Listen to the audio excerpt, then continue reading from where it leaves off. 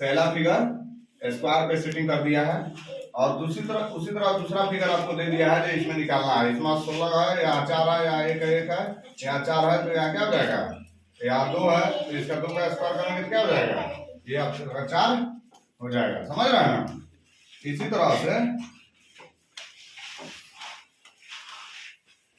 दूसरे का फिगर है, यहाँ जो वर्ग है और वर्ग के चारों खंड में क्या है, स्क्वायर कर दिया है।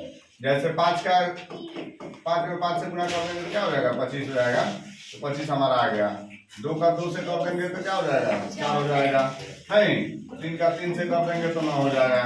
इसी तरह हमारा 4 का 7 से कर देंगे तो क्या हो जाएगा, 4 गुना 4 = 16 हो जाएगा ना।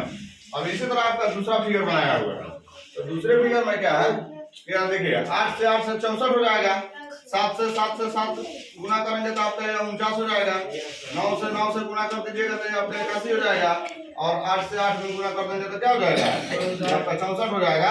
तो इसी तरह क्या करेंगे, 6 से गुना कर देंगे तो हमारा 36 हो जाएगा। ठीक है। इसी तरह से आपका जो तीसरा क्वेश्चन है यह बना दिया है, 8 × 64, यानी 8 का क्या कर दिया है, यहाँ स्क्वायर कर दिया है और यहाँ इसको पुट कर दिया, नहीं। फिर 14 का क्या कर दिया, यहाँ स्क्वायर कर दिया, इसको यहाँ पुट कर दिया। ठीक। उसी तरह से यहाँ 13 का क्या कर दिया है, स्क्वायर कर दिया, यहाँ इसको पुट कर दिया। ठीक। और तो इसी तरह हम क्या करेंगे, 7 का स्क्वायर कर देंगे तो कितना हो जाएगा, 7 से 49 आपका आंसर हो जाएगा।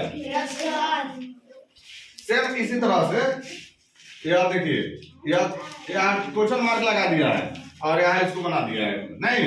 यानी 6 क्या हो गया है, 6 का स्क्वायर कर दिया है, 6 का स्क्वायर, तो ये आपका 36 हो गया। 6 × 6 क्या हो गया, 36 हो गया।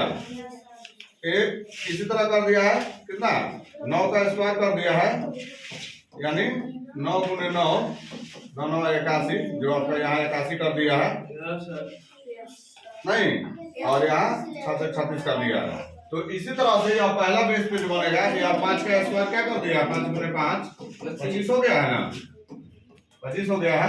तो इसी तरह 4 × 4 क्या हो जाएगा, 16 हो जाएगा। तो यहाँ हम क्या कर देंगे, 16, यही आपका आंसर हो जाएगा। इसी तरह से रीजनिंग में प्रश्न पूछे जाते हैं और इसी तरह से आप लोग को आएगा कोई भी प्रश्न तो उसको बनाना है, घबराना नहीं है।